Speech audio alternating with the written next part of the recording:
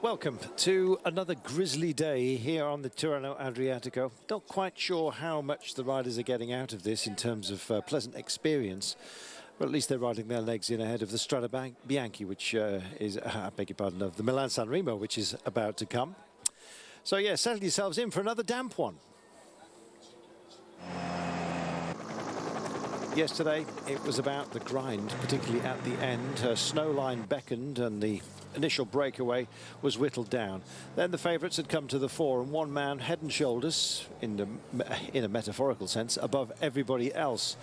Quintana went for it, and there was a little bit of shenanigans going on between the main players behind. He caught Scarponi, the last of the breakaway riders, and just sped by. Nobody could get onto the back wheel of Quintana. It was an amazing show of strength. Well, at the line, it was to be Mollema that would get there. Contador did not look at his best, to say the least.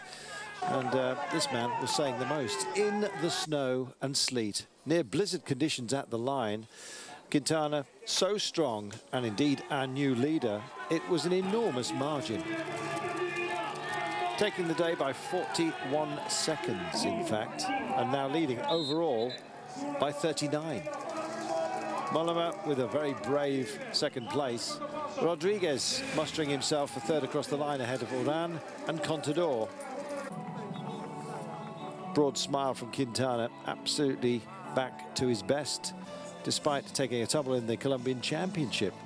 He really does look very fresh.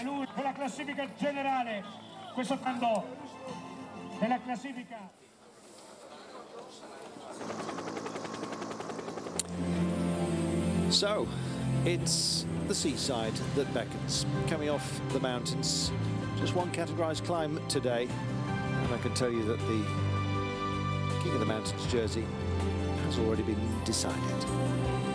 So, Porto Sant'Elpidio, our destination, along with all the shoemakers.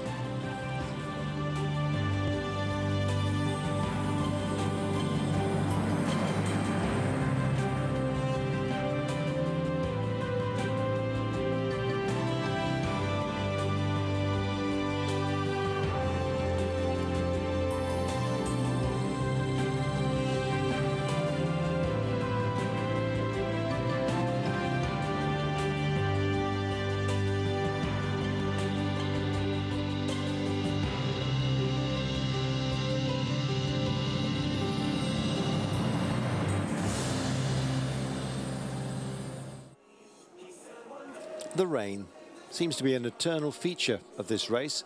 We did have sunshine, don't forget. We're hoping for a dry Milan-San Remo.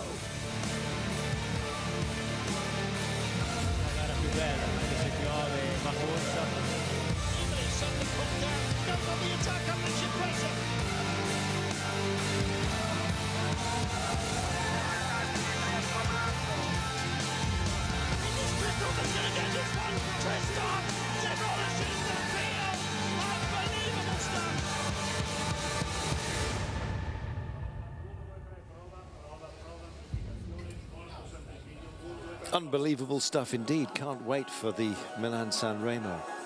Here, the weather, well, plain and simple, rain. Temperature 11 Celsius. The wind, at least it's slightly warmer because it's coming from the southeast as it swings round, 21 kilometers per hour. And so, what are we facing? Departing from Rieti this morning, destination Porto Sant'Elpidio, with that nasty test along the way, and then all of a sudden it just flattens out, destined for a sprinter's day. We will have a couple of laps of the finish circuit. We'll cross the line 3 times. Indeed, the first crossing of the finish line will be an intermediate sprint, so bonus seconds up for grabs, but with, of course, Quintana leading by 39, I think the leader's jersey looks safe, and we now already have our King of the Mountain. This is what they've been dealing with. Long stage, second longest of this year's Tirreno-Adriatico. There was your first peak, a nasty one. There's the last of this race's KOMs at Montalbano, and then the run-in to Porto Sant'Elpidio.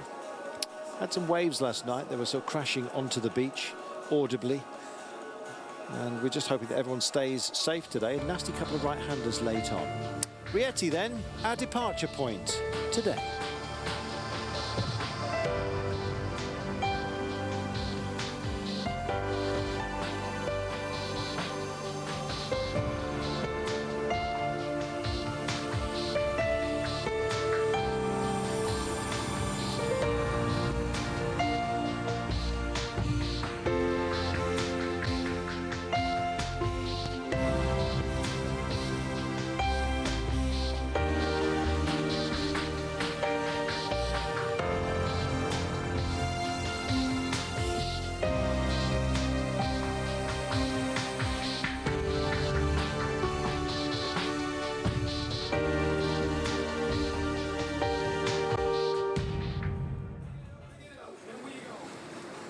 Rieti, the centre of Italy, and indeed the centre of our attention, at least at the top of the day. Well, they signed on with their wet weather gear, plenty of them as well. It's amazing that the pens actually worked. Yes, so cold yesterday that Quintana, when he tried to open the fizzy stuff in celebration of his stage win and indeed taking over the leader's jersey, it seemed the cork had actually frozen in the bottle. It was cold down. It's slightly warmer today, but equally as wet. Yeah, not a great deal warmer than yesterday on the whole. We'll get on to that more later. We did speak to a few of the riders at the start this morning. Let's catch up with them now. It's wet, it's cold, but there could be a sprint at the end. So is this a good day or a bad day? Well, it's a bad day, but look, it's another opportunity for us. We've got a strong sprint team here. We've got to make the most of it. So, we're going to give it a crack today, and hopefully it's fine in the finish, but it's going to be a chilly start. There's you, there's Gerald, there's Tyler. Who's it going to be? I guess we're going to see how the legs feel when we get closer to the finish, but it's nice to have options, guys that can win races, and, we've certainly got a few of those. So see how the legs are, and we'll make a bit more of a decision as the race goes on. Adriano Malori, Nairo's in a good position, but today's a complicated stage. What's the plan for Movistar? But our plan is to stay safe with Nairo on the final, and he also has a 40-second gap from the second, so we can stay quite. Could be quite easy to take the jersey today, and I think today we have to pay attention on the start, and then the sprinters team will work for the final. Bauke Mollema, 39 seconds. It's not much. What happens today? Well, we will see. It's rainy and it's a tricky stage, I think. So yeah, we have to be focused and then be there in the final. And yeah, you never know, but normally I think it's a big gap, and we will see tomorrow in the time trial. So the whistle blew and away they went, departing Rieti. And time to take on the last day of proper road racing before we get to the battle against the clock tomorrow with the last individual time trial. Talk about gaps, well, it does look like a yawning one between the class of Quintana and everybody else. Yeah, it certainly does. Definitely wasn't expecting quite such a huge gap after yesterday's stage. He really did assert his dominance on the climb to the finish. Contador saying he was suffering slightly from a crash the day before, and also felt that he was the guy being looked at more than any other. But at the same time, you've still got to get that 40-second gap, which is exactly what Quintana did, and it looking very, very difficult for any other rider to have ambitions of winning this race overall. Well, it was a busy old start. In fact, the pace has been rather high today, despite the inclement weather conditions. In fact, the charge has lit up behind three men in the breakaway. It took a while for it to actually settle down today, but in the end, it finally did establish itself. Trek Factory Racing represented, along with Team Europcar and Astana. So despite what you're seeing on your screens right now, it was a bit of a shakeout at the top of the day, and finally we settled into it. Yeah, eventually we did get a break of three riders going up the road. Vanotti, one of Vincenzo Nibali's key men, There he is going up the road there now. He was eventually joined by Arashiro, the Japanese rider from Europcar, and Stijn de Volder, the very experienced Belgian, still riding for Trek Factory Racing. We did have a number of riders who didn't sign on this morning and take the start, so we should go through them with you now whilst we wait for live pictures to come up. Rider Hesjedal, one of the riders from Team Cannondale Garmin, who didn't take the start. He did look particularly cold yesterday at the finish. Steph Clement from I Am Cycling also didn't take the start. And we had a third rider as well, which was Vicioso of Team Katusha. So this is your finishing point today, Porto Sant'Elpidio. As you can see, we have a problem with cloud today. Plenty of it, but the bird is in the air, and we are just picking up, as best we can, our riders. Brave souls that they are. The gap between the three breakaway men and the chasers is 1 minute and 42, but the pace really is on at the moment. Vanotti, De Volder and Arashiro sharing the King of the Mountains points, and in so doing ensuring that that jersey does stay and indeed belong to Quintero. So Quintana leads the young riders classification, of course having that jersey nursed for him by Jerome Pinot. Quintana leads overall, so he has the blue jersey. Quintero, another Colombian, has now won the green King of the Mountains competition. Peter Sagan leads the points, albeit by solitary point, over Rigoberto Urán, who can go reasonably quickly when it comes to a sprint finish, so you never know. He might get himself up there, and if Sagan's shoulders drop, with thoughts perhaps of the Milan-San Remo to come, maybe saving something, not quite sure, we'll see at the end of today, teeing itself up nicely for a sprint finish. Well, as you can see, due to bad weather conditions, not possible to receive live images from the race just for the time being. It's the bikes can't relay up to the helicopter, so the helicopter has its own images for the moment, but pretty static. So tell you what we'll do, we'll have a look back at some of the highlights so far of this Tirreno-Adriatico. Started off, of course, with an individual time trial, and what a day we had. Greg van Avermaet was having his fun out there.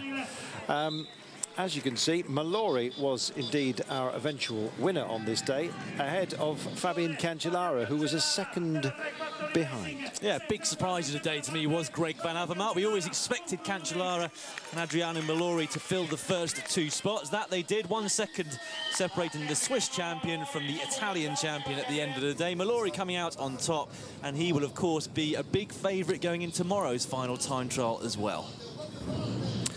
Well, we had a number of winners where the jersey would change, but Mallory spent the day in blue on stage 2, courtesy of a fantastic effort. And Italian time trial champion, I don't think many people thought that he was the red-hot favourite for the day, but well, our Italian colleagues here certainly said they expected it. It was a fine time. And indeed, the gap over Fabian Cancellara, just a solitary second.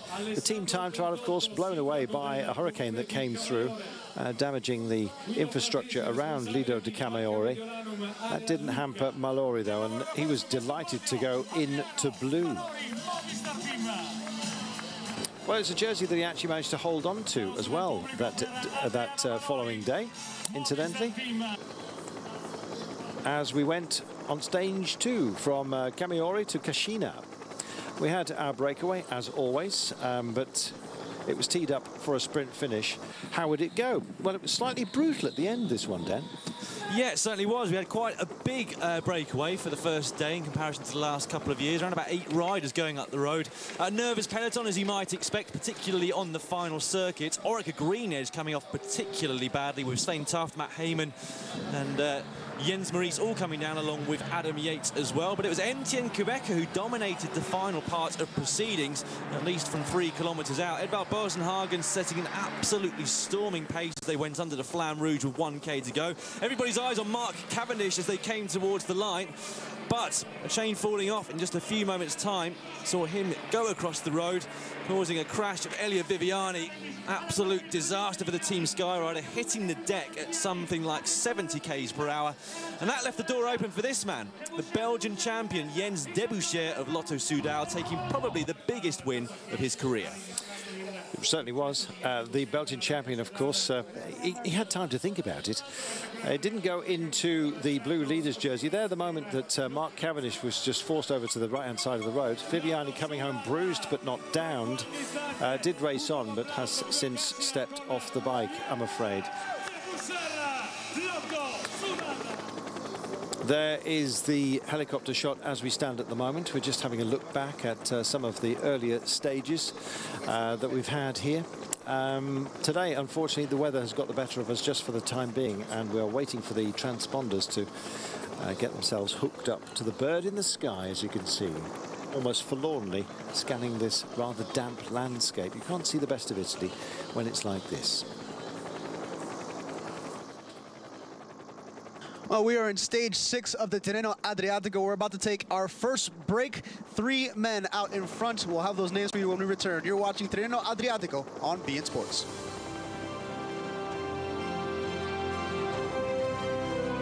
Last turn coming 200 meters from the line up to the Citadel. Okay. And then it was time to light up the afterburners on a nasty little drag. And in the end, it was Van Avermaet that took a step forward. Sagan was to finish in second place ahead of Stibar and Pozzato. And we had a new leader. This is how we wound in. Yeah, Greg Van Avermaet, known as the nearly man of cycling for the last 2 or 3 years, taking an extremely big win, not just because it's a World Tour race, but because of the riders that he beat. Look just behind him there, Fabian Cancellara, Zdeněk Stibar, Pipo Pozzato, and the man on the right-hand side of your screens, coming very fast in the closing 100 meters, Peter Sagan in the young white jersey. Not quite doing enough to pit Van Avermaet on the line. You can see how much that meant to the Belgian rider from BMC. Well, they say if you get to the last corner here at Arezzo, that's 200 meters from the line, you're likely to win it. Well, it happened this time for Van Avermaet, doing what Philippe Gilbert, also of BMC, did not quite manage the previous year. Well, Van Avermaet did hold on, and he took the kisses, the fizzy stuff, the flowers, and indeed the leader's jersey.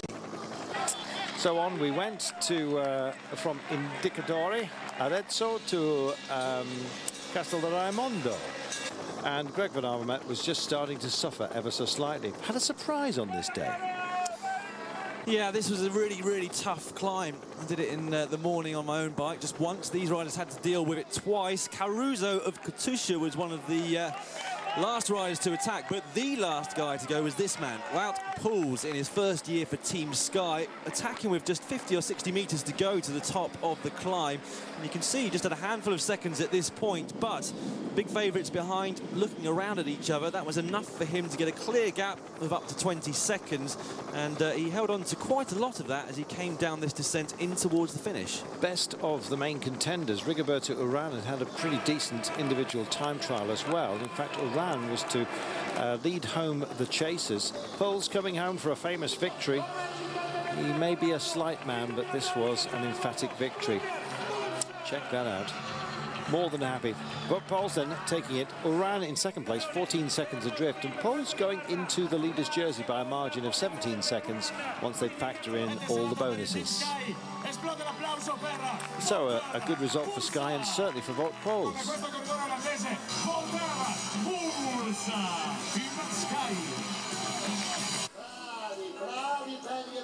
Well, Sagan remained in the red jersey, and indeed he carries that today. The pack seemed to be in the red according to our data, but we don't have any pictures for you just for the time being.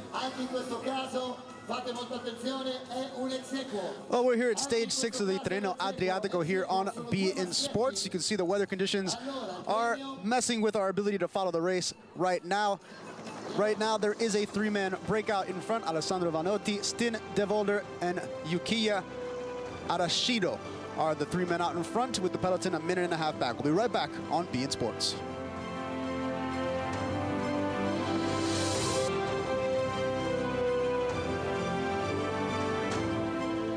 Welcome back to stage 6 of the Tirreno-Adriatico. We're getting you all caught up on the action up till now. Carlton Kirby and Daniel Lloyd have your call. You're watching Bein Sports. Everybody else, Pinot was wearing the white jersey, sort of having a look around. Likewise, Contador, who didn't want to offer up any assistance to anybody else. And while that little stalemate happened, Quintana sailed past the last member of the breakaway group, Scarponi, and just carried on, reaching out for the summit. The man who was chasing him towards the snow line was Bauke Mollema.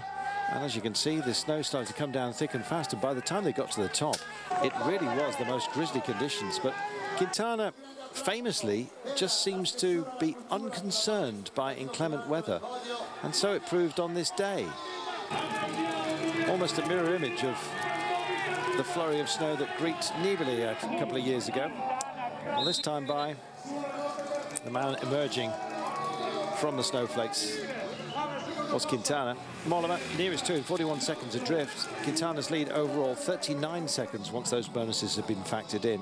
And plenty of riders deciding that they've had enough stepping off the bike, including rider Ejidal, former Giro champion, who came in about 24 minutes down on Quintana. It was a tough day to gather yourself, I guess, Dan? Yeah, really tough conditions. At least they didn't have to go downhill whilst it was snowing. It really was just the last 3 or 4 kilometres to the line that was extremely cold. But of course, those guys really putting a lot of effort in. And in fact, Quintana didn't even have any gloves on, so he obviously wasn't feeling the cold too badly at all. No, he managed to zip up the blue jersey as well, which he wears. There it is, confirmation. 39 seconds clear of Bauke Mollema. Rigoberto around 48 seconds. They're not going to make up that kind of difference on Quintana, who's a handy time trialist, as you know, when it comes to the final time trial tomorrow. It's 10 kilometres in length, so it's almost twice the distance that they've done in the opening time trial. And Quintana will not be denied. Bauke Mollema, though, still with a monicum of hope, but I think it is misplaced, perhaps. So's the weather been, goodness me. Globally, I know it's an awful lot worse than here, but sadly with no pictures just for the time being. Here's your young riders classification with another Colombian. Beg your pardon. It is Quintana that leads this. Quintero leads the King of the Mountains competition. In fact, he's already won that. More on that in a moment. So Quintana, the white jersey, being nursed by Pinot. Another demonstration. I believe. No, it's just saying hello. We're waiting, everybody. Well, we're waiting as well, I'm afraid. Just a relay issue. I've seen it in plenty of races throughout the year, but so we are proving we're not immune to it, I'm afraid. Bad weather can sometimes get in the way, and I've just been handed a pocket coffee. Oh, we've got a coffee and a pocket coffee. Oh, it doesn't get any better, does it? Double coffee, we might need it. I need one after collapsing in my chair. Here's a look at the point standings overall as we enter stage 6 of the Tirreno-Adriatico. As you can see, adverse weather conditions making it pretty hard to bring you pictures. A quick update on the race. We're down to 62 kilometers remaining. Joaquin Rodriguez of Katusha has suffered an untimely puncture of his wheel, and that's going to halt his progress going forward. There is a 3-man break out in front with the peloton just 40 seconds back. Alessandro Vanotti of Astana Pro Team, Stein de Volder of Trek Factory Racing, and Yukiya Arashido of Team Europcar are the 3 men in the break, but the overall peloton is closing in on them. Here's a look at the climbers' standings. This one has been pretty much decided. Carlos Quintero will most likely win the green jersey at the end of the Tirreno-Adriatico. Not much climbing to do in the final stage after this. And as you can see right now, the weather is really torrid right now. Rain making it impossible to relay the signal from the bikes to the helicopter, which then feeds it back to us. It's a little bit better than yesterday, though, as you saw the blizzard conditions at the end of the last stage with Nairo Quintana, of course, coming across the line and now in the blue jersey. Here's a look at the overall team standings by time. Katusha, Sky, and Movistar, the 3 best teams, with, of course, Movistar sporting the Colombian rider in the blue jersey right now. Peter Sagan holding on to the red jersey, Carlos Quintero in the green jersey, Nairo Quintana also holding on to the white jersey. Peter Sagan held it for a little bit, but has since relinquished it. It's a 210-kilometer stage today, 130 miles, give or take. if that is your preferred form of measurement. It's considered a hilly stage, really only climbs at the beginning, but we are getting into the home stretch. Hopefully we'll get some pictures soon. It is the 6th stage of the 2015 Tirreno-Adriatico. 58 kilometers to go. We'll take a quick break. We'll be back with more. You're watching Bein Sports.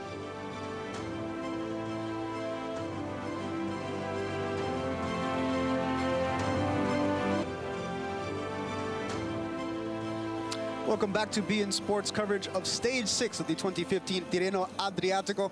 We have a 3-man lead group out in front. Alessandro Vanotti, Sten de Volder, and Yukiya Arashiro are your 3 men out in front. 40 seconds separates them from the rest of the peloton. A group that includes Mark Cavendish, Nairo Quintana, Bob Mollema, and Rigoberto Urán. We send you back now to Carlton Kirby and Daniel Lloyd. You're watching Stage 6 of Tirreno-Adriatico on Bein Sports.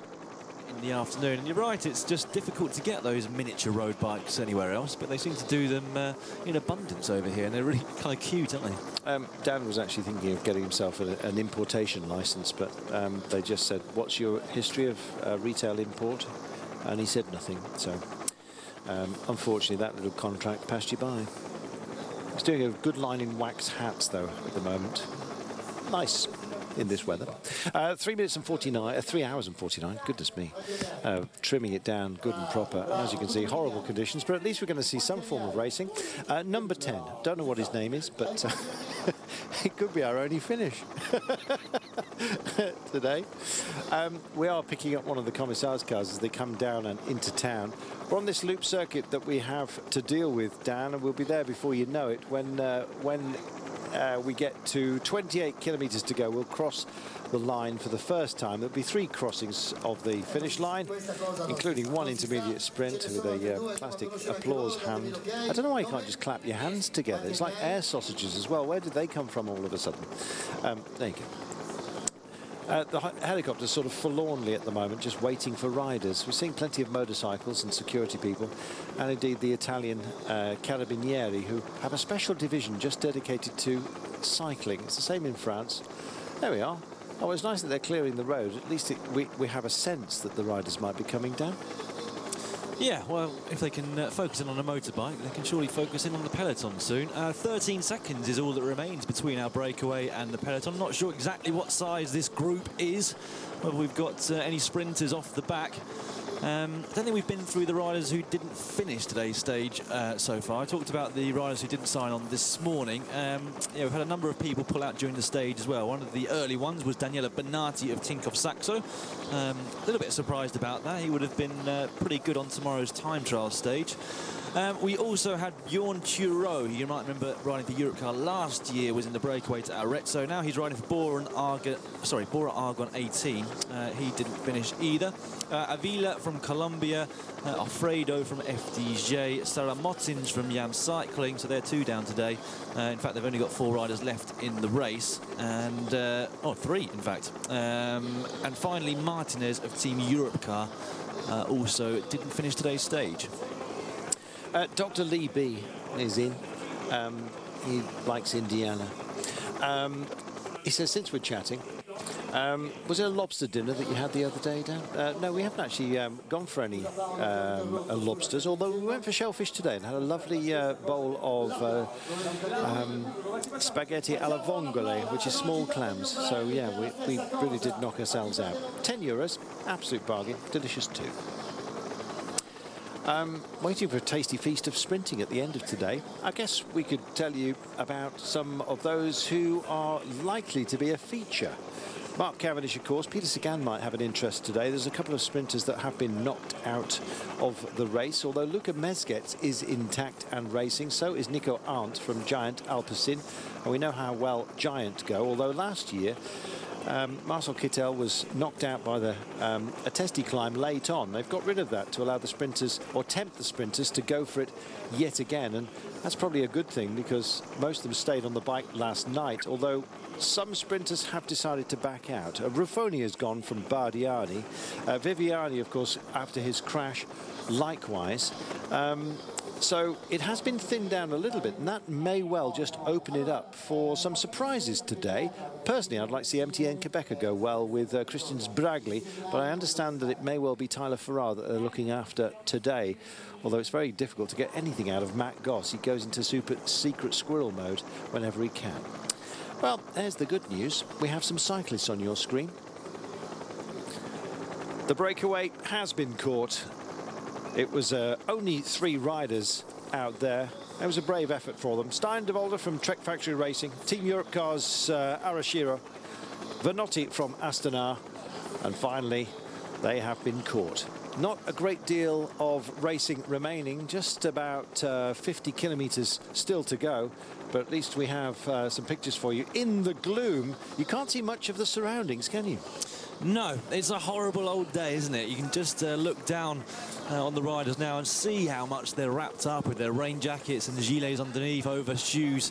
In fact, if you look through some of the Twitter profiles of some of the riders, you'll see them getting ready on the bus, and you can barely see any of them. I think Rigoberto Urán pretty much had his face covered as well.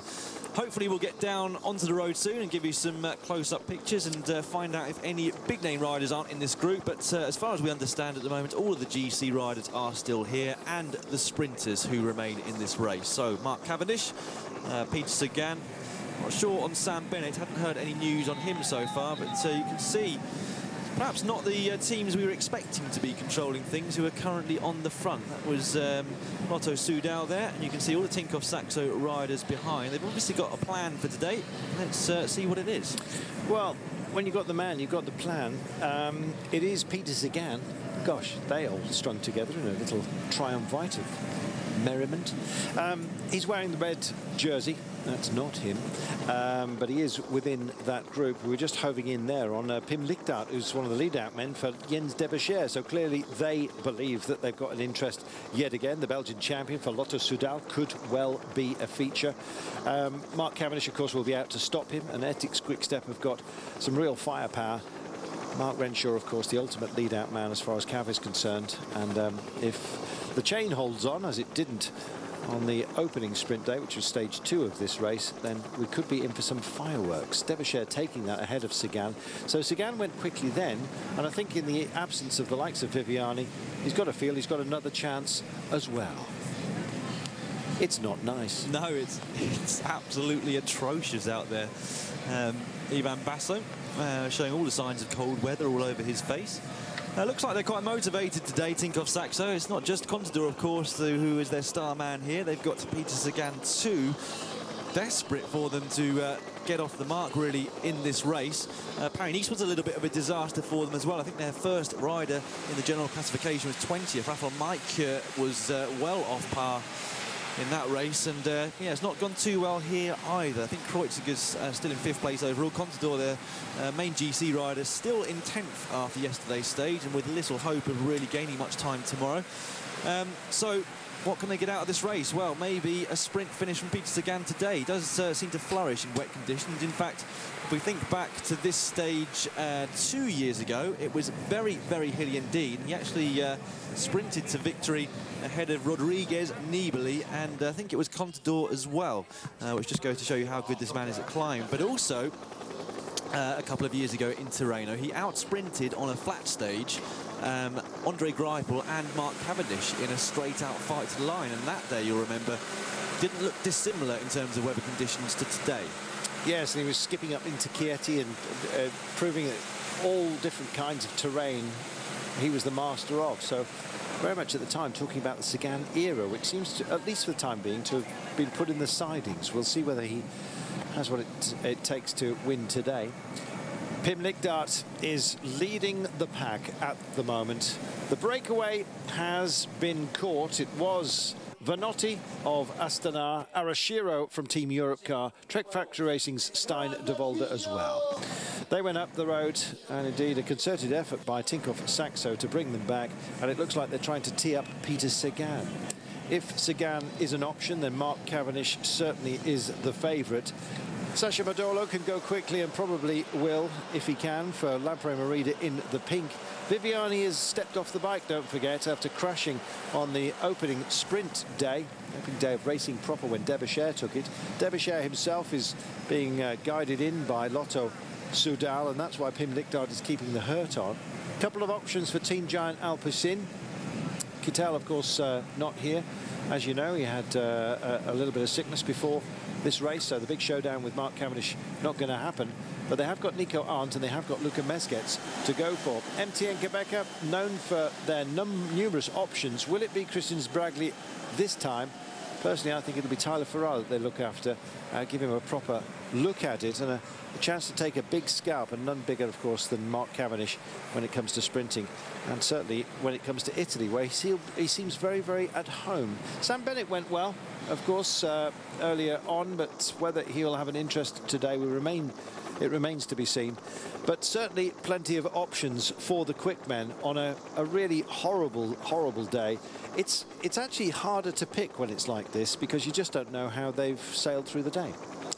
No, you just never know how the rider's legs are going to be feeling after such a long day in the saddle in such cold conditions. And it's been a really hard couple of days before this, let's not forget, or 3 days really.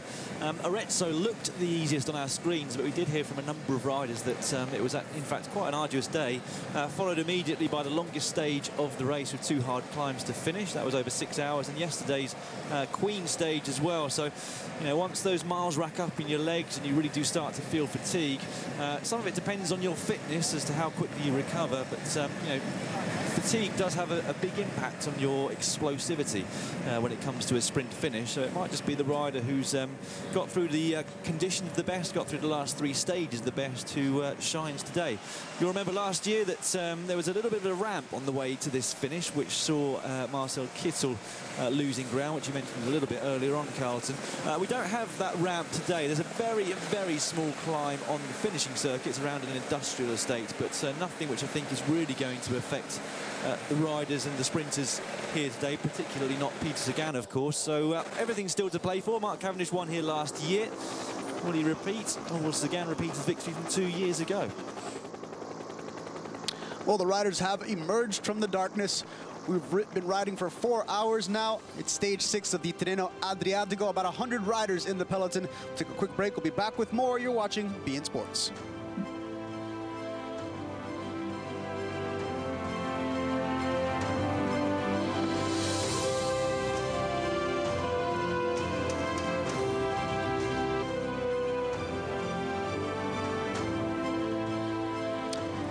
It's a rainy day en route to Porto San Elpidio. 45 kilometers left to go. The peloton is about as compact as it's been the entire race. 100 riders all grouped together, give or take. Let's go ahead and send it back down to Carlton Kirby and Daniel Lloyd for your race commentary. Nasty day today. Somebody, though, is going to be cheered by their finishing position. It's a long way out. Are we both saying Cav, yes, put him to one side and go for somebody else, or do you not think it's a shoo-in for Cav today? I don't think it's necessarily a shoo-in. I'm a little bit uncertain just by the fact that there's no breakaway, whether anyone will be encouraged to try their hand in the latter part of the stage and try and go up the road, get enough of a gap to go for stage victory. Very much depends on what all the teams do, but I think there are enough teams here still to control it. Lotto Soudal certainly seem like they're intent on creating a bunch sprint finish for their stage winner from day 2, Jens Debusschere, the Belgian champion. MTN Quebec, you can also expect to add their weight to a chase if there does happen to be a breakaway later on in this stage, because they've got an immensely strong lead out and they'll want to make sure that one of their guys has a chance of a sprint win. We've got Ethics Quick Step as well.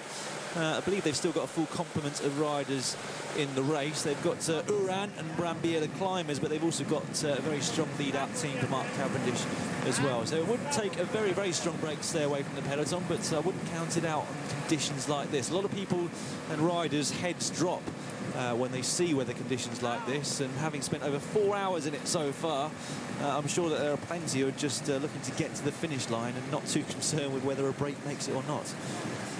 Optically, there's a big question as to whether tinted lenses, either yellow or amber, help your vision when it's low light situation.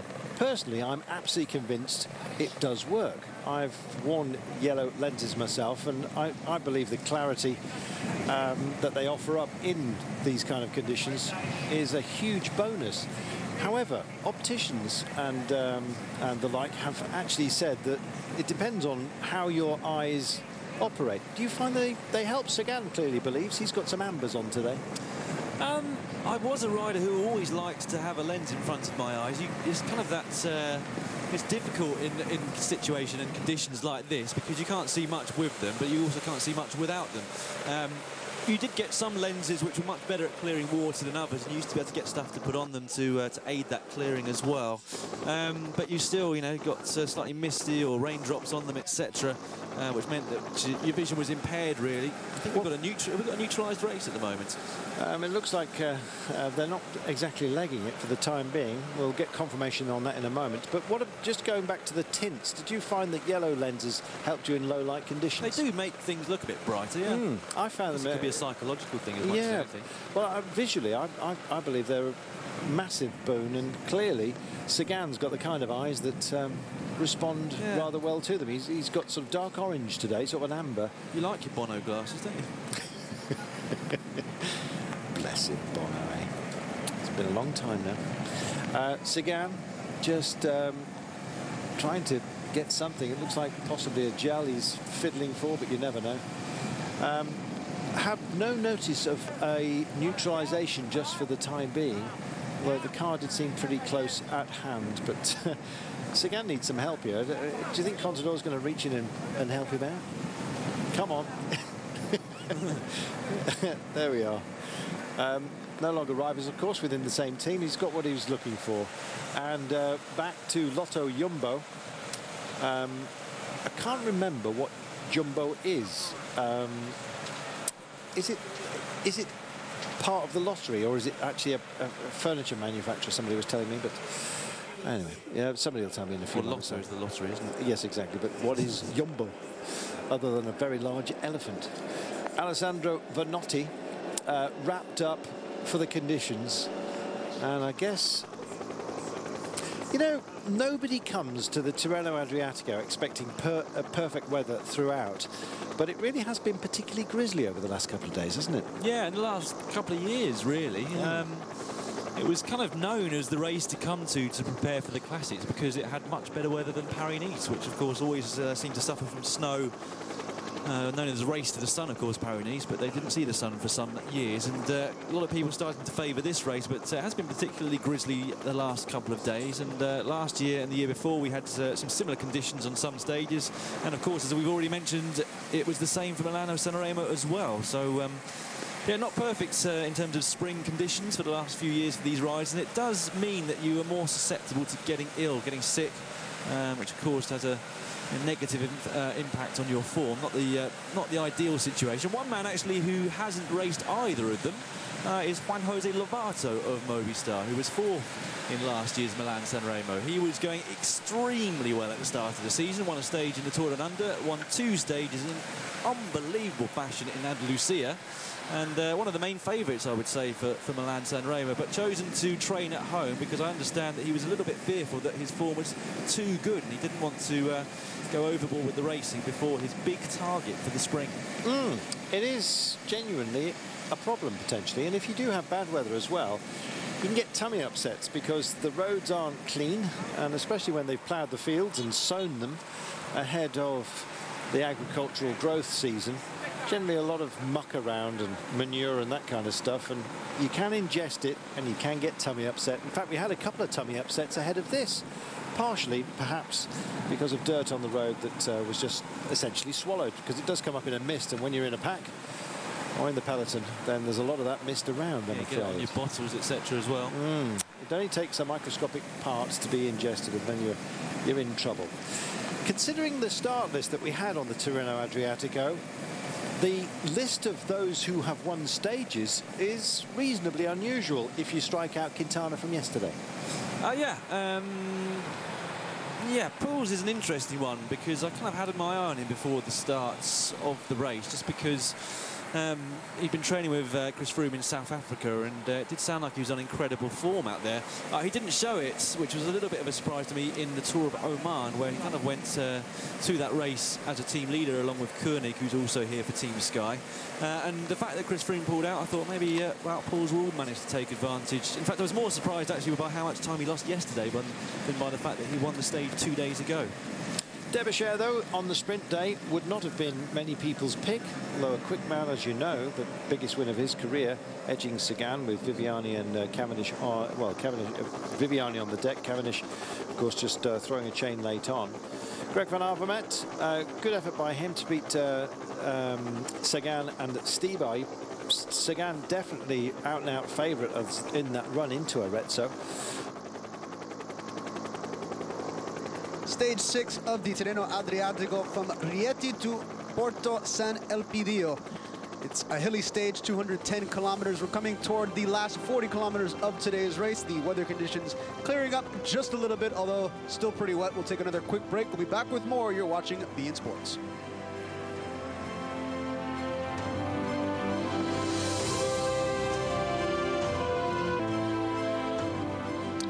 Well, it's been a weather-dampened day for the past 2 days here at the Tirreno-Adriatico. We're in stage 6. Yesterday's finish saw blizzard-like conditions at the finish line with Nairo Quintana sporting the blue jersey today.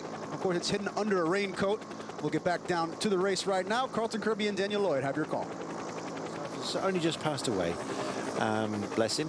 He's the man who, post-war, found that if you mashed up hazelnuts and sprinkled cocoa on, it tasted like fine chocolate. It was a great discovery, and then went on to make Ferrero Rocher and, of course, Nutella, and has brought many, many millions to his family. So he's left behind a bit of a cash for them to do. Kinder Eggs. Oh, you know what? Kinder Eggs, famously the most confiscated item heading to the United States, because apparently the little toy inside was deemed to be a choking hazard. There we are.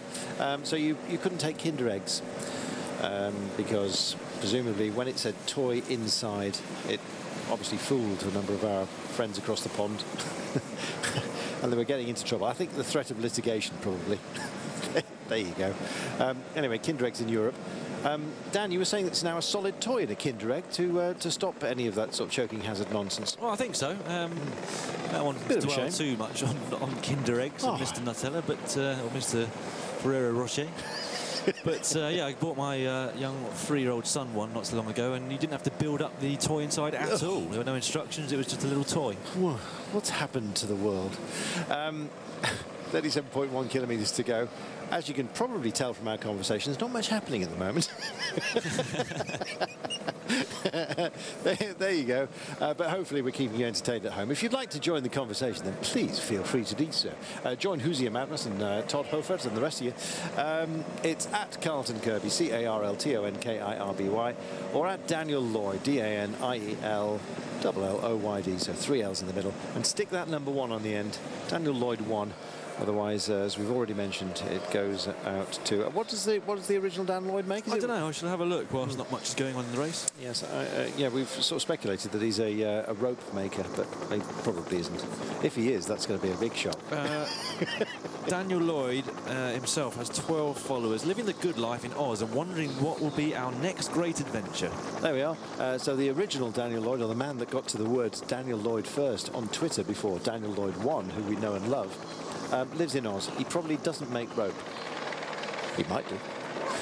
36.4 kilometres to go. He's probably no idea now who all these people are suddenly having a look at his profile. Oh dear. We're coming into town. A blessed relief to everybody, and a blessed relief as well that it's only a short transfer tonight after coming through the blizzards of the mountains and a 3-hour transfer last night to get to our finish line today. These guys, of course, have actually ridden it rather than driven it. And we're up in this little kick-up. This brings us up through the shoemaking area, incidentally. Dink up. Yeah, it's a dink up. Indeed. So you might see various brands of shoes. In town, the artisans themselves work hard. And we saw a gentleman today, looked like a septuagenarian, who was hammering away at a little bit of leather, forming it into something rather spectacular, I'm sure. We were waiting at traffic lights at the time. It was raining, so we didn't get out. But it is famous for its shoemaking. And right now, these guys, well, they're not exactly leathering it, let's put it that way. We did come into town. It's not overly pretty, I've got to say. Although fantastic shoes, and of course you've always got the ocean to look at when you're here. In fact, this is about the prettiest bit. Some might say. All right, there's a bit of an old town here as well, as always. Well worth a look, and I can tell you that there's fantastic seafood here, so if you're a bit of a gourmand, then that's your thing. Gourmand, incidentally, is a greedy gourmet, so somebody who likes to be fed as opposed to just entertained by their food. A little bit of a pinch point. We saw that earlier, and they come down this little bit of scrubland with some bulrushes and the odd olive tree knocking around. We had a look at this morning, and then they'll go into town in the quite built-up area. And, well, why not hit and hope? This is about bonus seconds as well, and Vanotti has decided to head off. Well, interesting, because he was the man that was out front with two others in the day's early break, so he's obviously not had enough yet. Probably wondering why the bunch caught him and then just didn't really do anything after bringing him back into the fold. So Vanotti, the 36-year-old, a key lieutenant for Vincenzo Nibali. I felt sorry for that man a couple of years ago, actually. He broke his collarbone in the latter stage of the Giro d'Italia, which Nibali won. So he didn't really get to do the parade lap on the last day, but thankfully made up for it last year at the Tour de France, where he safely rode in onto the Champs-Élysées, of course having helped Vincenzo Nibali win the race overall. But he's on the attack again. This man is just coming back to the bunch. Oh, I thought that was Quintana for a second, but it's not, is it?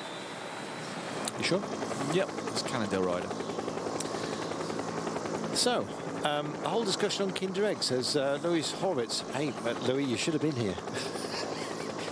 It's been a toughie today. We've only had pictures for the last 15k, so we take what we can get. This man is having a go, Vanotti. I like this. You know, you set your stall out early on. You've got a couple of breakaway riders with you. Everyone catches up. You think, do you know what? I'm not finished yet, and I'm going to go out there again. And that's precisely what he's done. In 6k's time, he's going to cross the finish line for the first time, and he's going to get himself a bonus of 3 seconds. Well, there's still 2 and 1 seconds, of course, available for any rider in the peloton who decides that he might want to gain a small amount of time.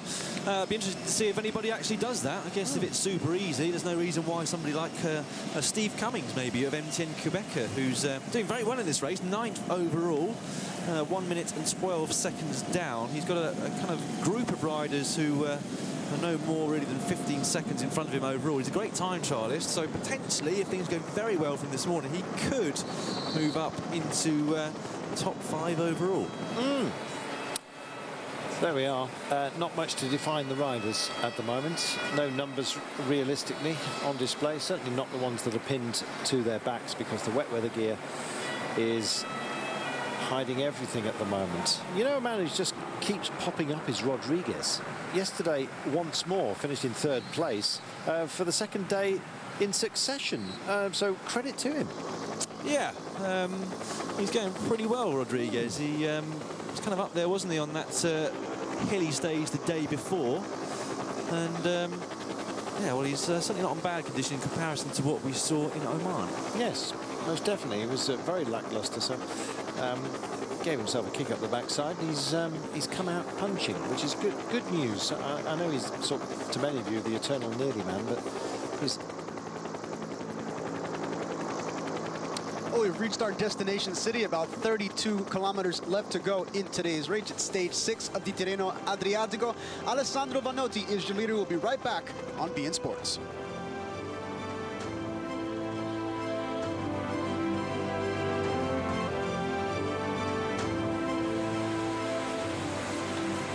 About 175 kilometers already in the books today, down to the last 30 of today's stage 6 of the 2015 Tirreno-Adriatico. We do have a race leader. Alessandro Vanotti of Team Astana has moved out in front with the peloton just behind him. We send it back now to Carlton Kirby and Daniel Lloyd for your race commentary.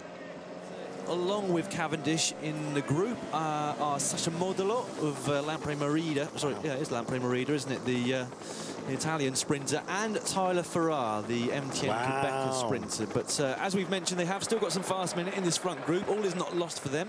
This was that pinch point we saw this morning, Dan, when the windscreen wipers started working.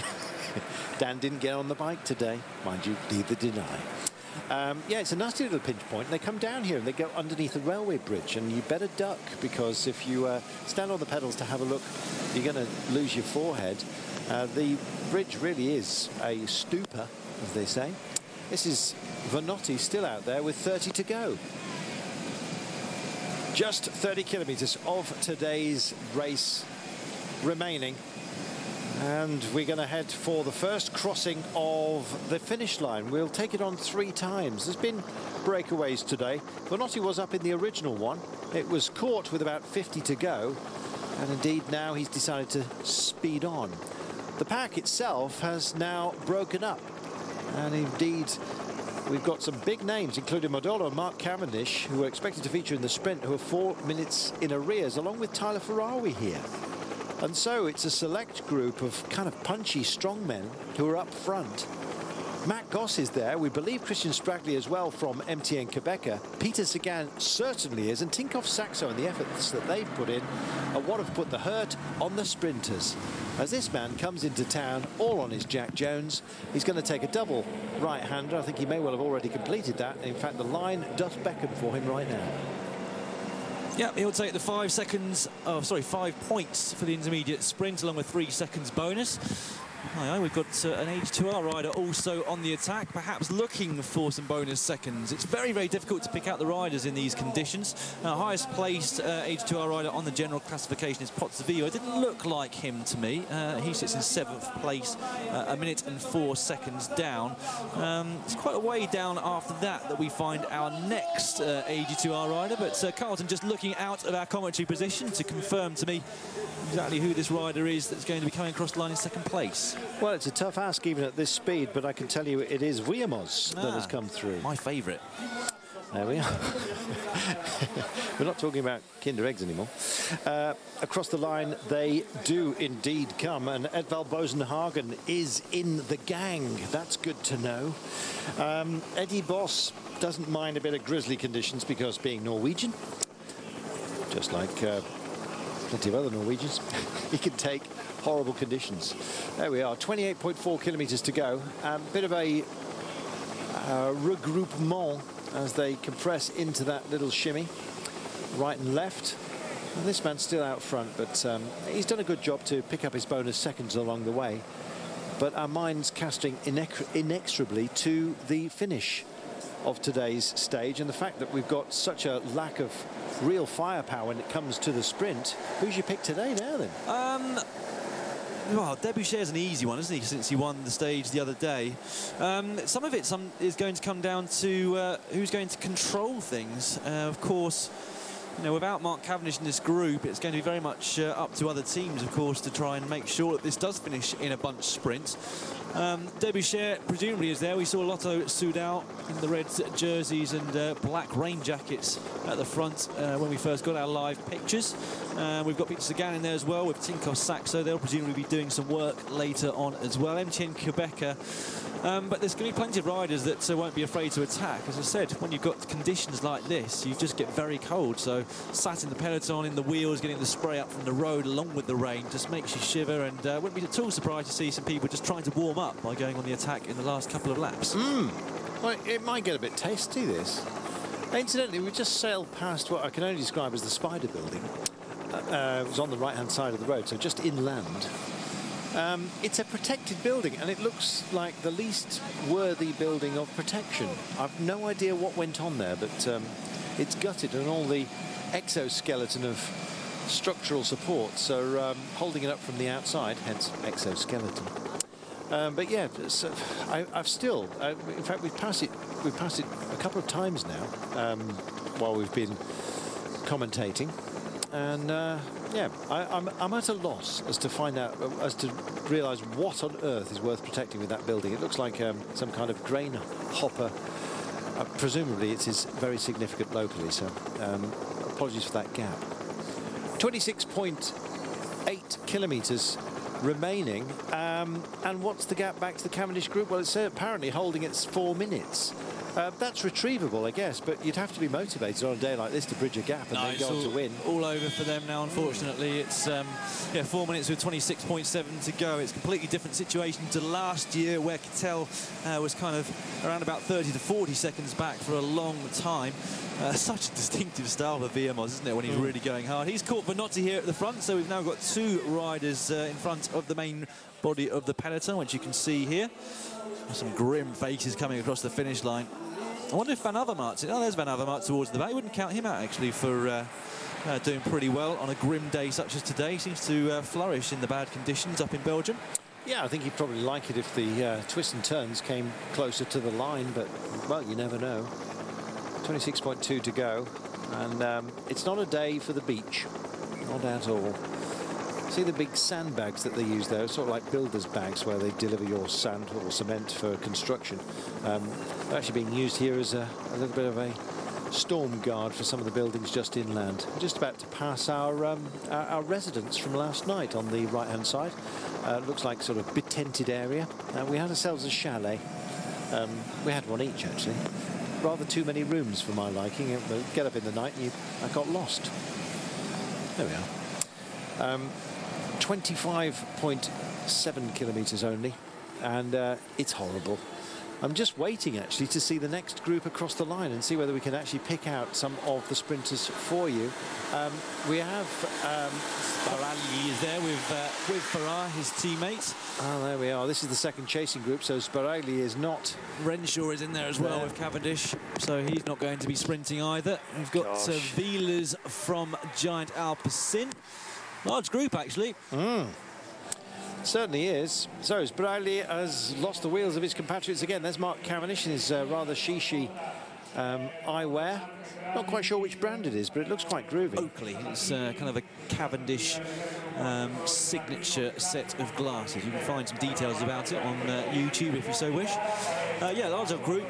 Most of his sprint lead out are there with him. I've spotted Sabatini, Zdeněk Stybar there as well. I'd imagine they were chasing pretty hard for quite some time before they eventually bit the bullet and decided to give up. So they'll just be cruising in now, but not a day you really want to be cruising, as I keep mentioning. Mesgets and Arndt, are they here as well? It looks like it. 4.5 hours. And look, this is a... you can tell they're just thinking about the thermos flasks at the end of today.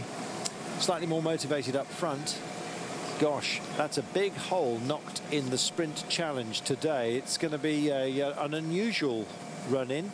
Peter Sagan and Edvald Boasson-Hagen have got a chance today, Dan. Yeah, they most certainly have. Can Sagan get his first victory since joining Tinkoff Saxo? In fact, since winning his national championships last year. I said yesterday or the day before that he was going to have his work cut out to try and win anything before Milan-San Remo, but well, he's got an amazing chance today, and he's got a big team behind him to help do a job. They are one man short. Let's just remind you that Daniele Benati, one of their strongest riders on the flat, in fact, pulled out of the race today. Not sure exactly what the reasons were behind that, but the rest of the team, of course, very, very strong, and they'll do their best to deliver him. It's not really a sprint lead-out train as such. Of course, a lot of the team builds around Alberto Contador's GC ambitions, but nonetheless, I'm sure they'll manage to keep this bunch together. And yeah, Peter Sagan, well, let's hope he can finish off the job. He is, as he said himself, getting very fed up with being second place on so many occasions. In fact, I should tot up. Well, it's not too much is happening. Exactly how many second places he's had since his last win. I'll get back to you shortly. Dan's diving in. Basically, he's just found himself an excuse not to talk. Yes, some riders not exactly looking for an excuse not to ride, but I think the efforts of Tinkoff Saxo have put them to the sword just a little bit. Ivan Basso's been doing much of the engine room work, and all credit to him. He certainly knows how to ride, does Basso. Said he's adopted his role as support to Alberto Contador with pride. I guess doesn't really have much choice, to be honest. It is about looking after Contador. Today, though, they're looking after Peter Sagan, and I think he might well be helping himself to some glory. He's got a great chance, especially in these kind of conditions, which many will find wearing. Modolo, Cavendish, Ferraz, Sparagli, believe Mesgets and Arndt are all in the second group, which has been distanced. It was 4 minutes, but I believe it's even more than that right now, because the main group just chasing down our little push away by our early breakaway rider Vanotti. In fact, it'll be all together before you know it, I am sure, although you can just see the breakaway riders just taking the curve at the top of the picture. 25 seconds is the advantage that they have. And there is our reduced pack. As it stands at the moment, you've got to think it's going to be a strongman's day rather than a pure sprinter. Do you want to know how many second places he's had? Go on then. 8 second places on road stages, 1 in a team time trial and 1 in a points classification. But to give him his dues, he did win the green jersey points classification at the Tour de France last year, so not all bad, but perhaps not what we or his sponsors expect from that man who's been winning so many races, of course, since he burst on the scene quite some time ago now. It's, as we said at the top of the programme, it's always incredible to see that he's still eligible for the Young Riders classification in races such as this, but he is. He's still not even past his mid-20s yet. You're getting a look now at the front of the race. 2 riders out in front. They have about a 30-second gap, give or take, on the main chase group. The second chase group is about 5.5 minutes further back. We'll take another quick break. We'll be back with more from stage 6 of Tirreno-Adriatico on Bein Sports.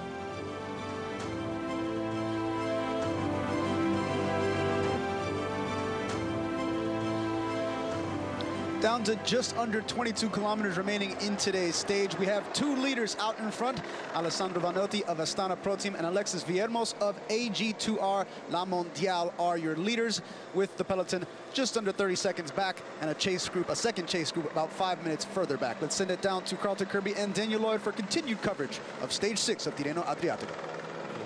Not quite sure what the difference is, but yes, not very pleasant at all for some of the South Pacific, so maybe the weather not quite as good as we assumed down there. 18 seconds the gap to the blue jersey group, and it looks like they've just picked up the pace ever so slightly. They do have an interest, this group, of keeping the sprinters in the second bunch at bay. Yeah, I think that's job done from that point of view at this moment in time. As you saw when the next group behind crossed the line, they didn't seem to be in any rush whatsoever, so that gap will continue to climb as they do these final 2 laps in towards the finish. 16 seconds, so the gap is coming down to these 2. This is a slight downhill section as they come away from that industrial estate which they've just been through. It is an area which had a couple of twists and turns as we went around the circuit this morning, so it will string the bunch out more so next lap than this one, but you can see in the distance there how strung out it is already. So next time through, it will be important at that point in time just to try and make sure that you're up there in the first 20 or 30 riders. There will be a lot of riders actually in this group who are starting to think that they do have a good chance of doing very well on today's stage, when the main fast sprinters are all in the group behind. Still going to be very difficult to beat the likes of Peter Sagan. Haven't got word exactly on whether or not Sam Bennett is in this group. It would be a little bit of a surprise if he was, just by the fact that he finished last on yesterday's stage and really struggled on the climbs, and it was the climb which made the difference and split the group today, around about midway through the stage, and it's very difficult to pick them out, but I shall try and do that on the other monitor and keep an eye and see which other sprinters I can see still in this group. Just under 20 kilometres to go. We've got a 2-man breakaway up the roads. Vanotti was part of an original break that was caught with 50 to go. He's been joined by Viermos, who decided just to spring out of the main bunch in order to grab a couple of seconds on the first of the only intermediate sprint remaining in this race. As they cross the finish line for the first time of asking, 2 laps means that the 3rd time across the line will be the finish, so they'll take the bell next time by. And for whom does that bell toll? Well, not Mark Cavendish, I'm afraid. It's not going to be great for him, but Derbyshire is here in his resplendent, in his Belgian national champions rain gear, and he's got a great chance of taking more big scalps, although Peter Sagan's boys from Tinkoff Saxo have done a terrific job of increasing the pace and disenfranchising a lot of very quick men. Modolo, Cavendish, Ferraz, Bragley, all where they shouldn't be, which is in a second group, more than 4 minutes, we believe now more than 5 minutes away from the blue jersey group, which is chasing onto the brace up front, distanced by 21 seconds. The bell will ring, and when it does, I think we might even see a yet another injection of pace amongst these guys, because there'll be just over 14 kilometres remaining. It's not a nice day, but it's going to be a great day for a strong man here. Dan, how do you motivate yourself when it's like this? Well, you just have to say to yourself that... no, I'm really motivated here in the commentary box. It's lovely and warm. You just have to say to yourself that everyone's experiencing the same conditions. Everybody's cold, everybody's suffering, everyone's had a hard race. What happened just... Nearly got the bike, that's what happened. The motorcycle, that is. Get out of the way. Had to go on the curb because the motorcycle was in the way. Yes. Villamoz showing great bike handling skills and staying safe and not bothering to verbalise his thoughts, although if you had the think bubble, you probably wouldn't like to fill it in. Yes, the motorcycle proving that sometimes they can get it wrong, and to be honest, on a wet surface, a motorcycle which is much heavier, and of course it's got a cameraman standing at the back, albeit on his T-bar, which occasionally hits him where it shouldn't over the sleeping policeman out there, causing him to sing alto at night.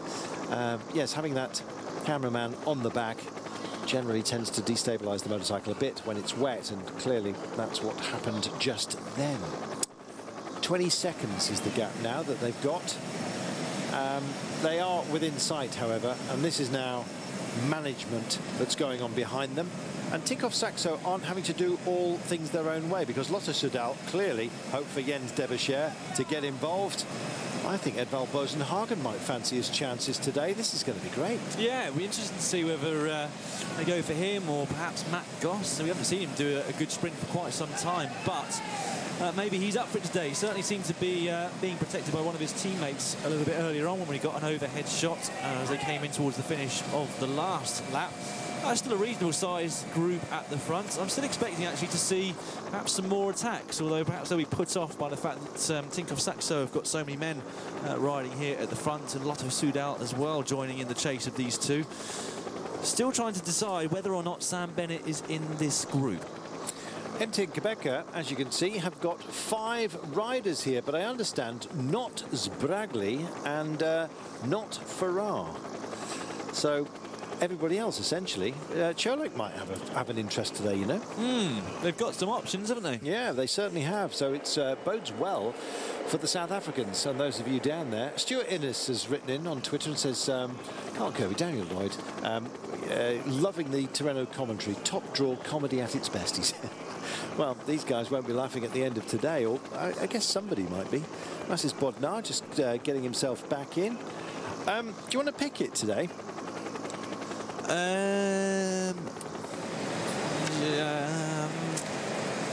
think I've been put off slightly by my collapsing chair. Let me get you go first today. I'll get back to you in a second. All right, then.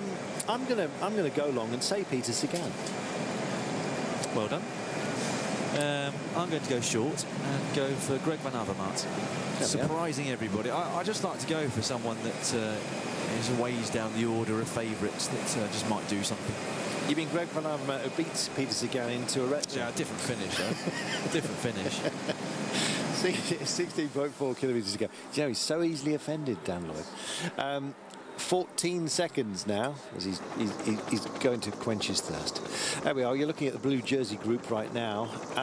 This is a fascinating one.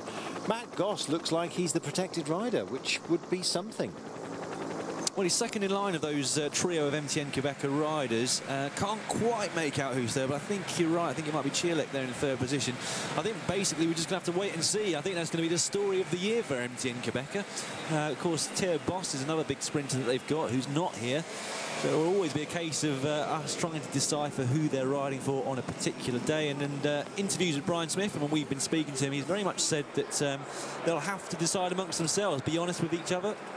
Say when they're not feeling good, say when they're feeling brilliant, and try and get the others to ride 100% for one guy, which can be difficult. You know, all those guys are used to winning in their own right in previous teams, so to try and ask them to ride for other riders on what is you know, still a smaller team. It's not World Tour like the rest of the teams in this race, or most of the rest of these teams.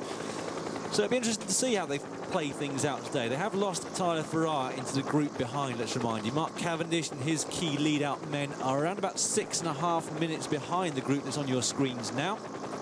So it's going to be a fight between the sprinters who've made it into this group. So far, we have seen Matt Goss, we have seen Peter Sagan, and Deboucher in his Belgian champions jersey. But beyond that, we haven't actually been able to confirm all of the riders in this group. Are you sure that was Bragley back there with Tyler Farrar? Not 100%. No. I'm actually beginning to doubt myself, but then it's a difficult call today because of all the wet weather gear. And to be honest, when a rider does grimace, even the visage changes in situations like this. Although it has to be said, despite the weather, Dan Lloyd's coiffure has remained impeccably intact due to the fact he nicked my cap earlier on today. 14.8 kilometres to go, a little bit less than that right now. Next time across the line, they will take the bell, and then it is this rather industrial-looking circuit that we're on today. Some heartbreak out there. That's the one thing that we can guarantee. You get all this way, you go up a mountain, and then you find yourself with, in terms meteorologically at least, another mountain to climb, even on a flattish day. There's the bell as they cross the line. Two breakaway riders, but chased down by the pack, and the clock begins to tick right now upon them. And I guess then we'll time it until the second group, which includes some favoured sprinters along the way. The bellman and his arm are going to get cramped by the end of this one.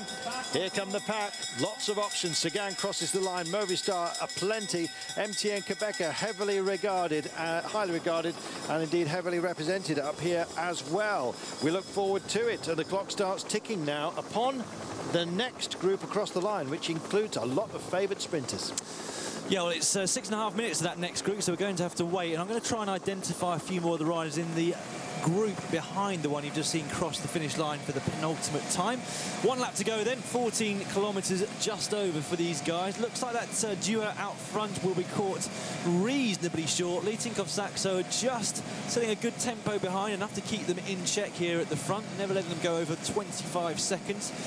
Joined, of course, by Lotto Soudal. Some very, very cold-looking riders going underneath our commentary box, and some of them trying to derobe a little bit. Of course, they've got multiple layers on today. It's not just that rain jacket that you can see on them. They've also got gilets underneath. They've got lots of underlayers on as well. It has been extremely cold, and it's been a very long stage again as well. 4 hours and 47 minutes is how long they've been racing for so far today. So anyone that does want to sprint will be starting to take the big flappy rain jackets off. But I wouldn't be at all surprised to see some of them sprint in their kind of modern, tight-fitting short sleeve rain jackets, which have become quite fashionable in the peloton in the last few years. Just passing by that building with its great exoskeleton again. I've been told that it is the original shoemaking factory, and of course with it being a shoemaking town, then that's the reason why it's being preserved. So I presume one day when the economic situation improves a little bit, they'll probably make shoes in that place once again. There we are then. Our break is down to just the one right now. Last little kick from Viamos as Vanotti decides, well, he really, truly has had enough. Done a good job. Viamos, well, I guess he might hope for a miracle here. 12.7 kilometres to go. I guess stranger things have happened. It's a proper attack, this. Well, not much of a surprise, because Vanotti, let's remind you, was a part of the early escape. So he spent a long time in front with Stein de Volder and Arashiro. Only to be brought back and go on the attack yet again. So Viamos the fresher of the two. I wouldn't go as far as say that there are any fresh legs really in this peloton, but certainly not quite as tired as Vanotti from his exploits today. Well, it's a big roll of the dice from Viamos. It's a brave one. Stranger things have happened. He might have some joy, but I think there's some very committed riders behind him, and not least Tinkoff Saxo, working for Peter Sagan. Still waiting for that second group to come across the line and take the bell. The bellman had actually just sat himself down for a nice hot cup of cocoa, and he's just being cattle prodded to stand up yet again and ring the bell once more on the select group of sprinters. Viamos hasn't managed to put any distance between himself and the pack, who have sped up, and he suddenly realised that, which means he's fed up. He's had a look back. He'll take this turn, so at least he's out of view right now. He'll dip down and then mind your head as you go under the railway line, and we'll hook back to see that body of riders and indeed of sprinting talent that are still to come across the line. What does your clock say so far, Dan? I didn't start one. Oh. I really thought you had. I thought we were on a stopwatch there. Never mind. We'll find out at the end. The gap, incidentally, 6.5 minutes at least. So it really is over for those guys. So they'll come through and probably have time to stop and buy themselves a gelati. Not that you'd want one on a day like this. At least it wouldn't melt for the remainder of the course, I guess. 11.3 kilometres. They take that little right-left shimmy just past our little hotel complex where we stayed last night. And then back out into the mists of time. Time's what it's all about, and it's time to get your ambitions sorted out. 11.1 kilometres. That's all we have of today. And indeed open road racing as well. It's time trial tomorrow, Dan. Some of these guys are going to believe that they can take a big vault up the standings. Well, it's still very close, albeit not from first to second, but for some of the placings behind that, we alluded to it a little bit earlier on, somebody like Steve Cummings could potentially launch himself up the leaderboard from 9th, maybe into the top 4 if things go really well for him. We were looking at last year's results, though, weren't we? Quintana was almost the best of the GC riders. He beat both Contador and Rigoberto Urán, so I don't see him losing much time at all, if any, tomorrow on the final stage. It's only 10 kilometres. It's very flat up and down the seafront. Villamoz, he's a good bike handler, isn't he? He's a former mountain biker, Villamoz, but sometimes doesn't transfer over to corners on the road. As a mountain biker, you're very used to your tyres just slipping out, but it's quite often will grip again. Same for cyclocross riders, but on the road, of course, once your wheels slip out, it's almost always over for you. Although we did see Peter Sagan on the opening prologue, and also another rider yesterday, wasn't it? Monteguti from AG2R, the guy with the brown shorts. Just starting to see his back wheel slip out. Did manage to hold it up, but it is disconcerting if you come from a mountain bike background. In fact, I was with some riders not so long ago, a couple of weeks back, doing a little bit of filming for a video, and one of them had won 2 World Cup downhills. He said, I don't mind telling you, I've got plenty of friends that are road riders who would beat me down a road descent, and that says something, really, because if you look at some of the stuff that he goes down off-road, it's the most dangerous stuff I've ever seen in my life. So nice to hear him say that. Yeah. A lot of talent out here, and different forms of cycling often feed into road racing. And indeed, of course, you get different skill sets as well that you bring to the day. Today, it's about, I guess, sustenance or sustaining your drive at the end. There's Derbyshire dead centre. It's a joy to pick him out, to be honest. He's just coming up on the MTN Quebecer train. It might be another great day for the Belgian champion, who described his stage win here as the biggest of his career, so even bigger than winning the Belgian championships, which kind of shows you how high up the pecking order this race is. 9.3 to go, and a sorry-looking group of riders, bottom of your screen, including Mark Cavendish, I believe. And I'm just having a look down, and indeed, they're just approaching the line right now. Gosh, it's going to take him a long time to actually get across. So I think it's more than 6.5 minutes. He might well be heading towards the 8. These are our contenders for the day then. And if you're looking for numbers, look elsewhere. 4 for MTN Quebecer. And I'm still wondering whether we have Spragley here. I'm hoping kind of that he is, because he's a young man in a youngish team with some great old names there. And it would be terrific. I mean, youngish in terms of its establishment. You can hear the bell perhaps ringing in the background. And this is where they come across the line. And it's a massive retard, as they say, along the way. Still trying to pick out them as they come across the line here. It's a sorry old tale that they have to tell. The Quebecer riders were too close to me. I didn't see Spragley amongst them. 8.5 kilometres to go. 19 seconds is the gap now out to the very brave Alexis Villamoz from AG2R Le Mondial. 7 minutes and 40. Thought it was around about the 8 marker. That's a huge gap, and has basically knocked out the challenge of any of the sprinters. And indeed, they will be tumbling down the order as a mass group. Meanwhile, heading back up to the shoemaking district, the modern part of it right now, is Alexis Villamoz, and he is leathering it skywards. He's done a great job, hasn't he? He's been at that sort of 14, 15, 16 second mark for quite a long time now. He's on that little rise now, which could well see his gap drop reasonably significantly. They'll go up this sort of smallish climb. It is kind of detailed in the profile if you want to look at the Tirreno-Adriatico website, but it's nothing much to write home about. It's 3% for around about a kilometre. Does kick up slightly though towards the end, slightly more than it indicates in the road book. Tinkoff Saxo still riding there on the front of this group. They're doing a good job today. It's easy to pick the Tinkoff Saxo riders out these days, isn't it? Well, thank heaven for that. At least we can be sure of one thing, and that's that Sagan's up top. Amongst that flotilla of yellow and blue. There we are. This is that nasty little pinch point, or one of them, coming up right now. There is a really hellish one, right-hander, a little bit later, which is extraordinarily narrow. I did wonder about it. In fact, I believe we're going to see it fairly shortly. Only 7.6 to go, Dan. Yeah, getting close to this finish now. It's almost, in some ways, going to be more exciting than usual. The fact that we don't have any kind of big sprint lead-out train. I think the biggest one here is probably going to be Lotto Soudal. I think they've got quite a high number of their riders still in this front group, so they'll be able to deliver their man Jens Debusschere towards the line reasonably well. I wonder, apparently, according to Grand Ben, it is Cholek, Van Rensburg, Cummings and Matt Goss who are up front. But I believe we saw Edvald Bosenhagen, I'm possibly mistaken, in the grisly conditions. Nonetheless, it's going to be quite busy for them, that's for sure. And so is this, to be honest. It's kind of playing into the hands of the lone rider, Viamos, who gets to pick the best line through this little lot. It really is horrible, and as you can see, the lens clear has not clearly not been used by this particular cameraman, or maybe he's just wiped it off. Quite often you do see a handkerchief coming to the fore to help us out in these kind of conditions.